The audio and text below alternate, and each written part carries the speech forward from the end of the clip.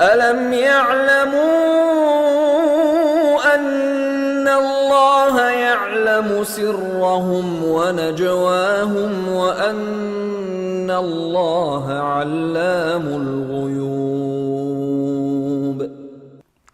کیا لم نہیں نفی کے لیے آتا ہے، مضارع سے پہلے آتا ہے، ماضی کے معنی دیتے ہیں۔ عالمہ اس نے جانا، یعلم وہ جانتا ہے یا جانے گا، واو الف جمع کی علم، علم یعلم کیا انہوں نے جانا نہیں ہے؟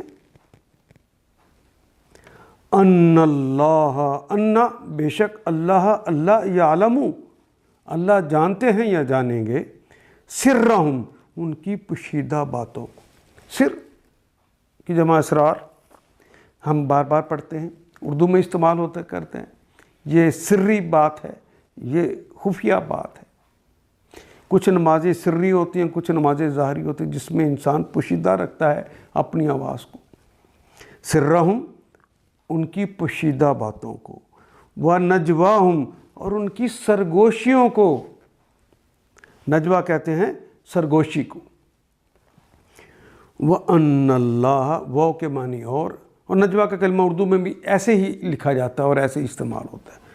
نجواہم ان کی سرگوشیوں کو، وَأَنَّ اللَّهَ اور بے شک اللہ تعالیٰ، علام عالم کہتے ہیں جاننے والے کو، اور علامہ کہتے ہیں بہت ہی زیادہ جاننے والے کو۔ اس کا مبالغے کا صیغہ علام، بہت زیادہ جاننے والے ہیں۔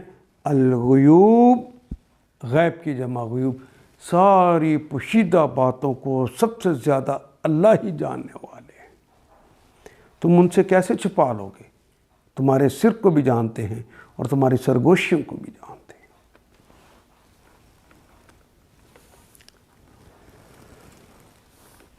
کیا یہ لوگ جانتے نہیں ہیں کہ اللہ کو ان کے مخفی راز اور ان کی پوشیدہ سرگوشیوں تک کا معلوم ہے، اور وہ تمام غیبوں کی باتوں سے پوری طرح باخبر ہے؟ ان آیات کو ایک دفعہ پھر تلاوت خود کیجیے، عربی و مبین پڑھتے ہوئے دیکھیے کیا بات پوری اندر اتر رہی ہے؟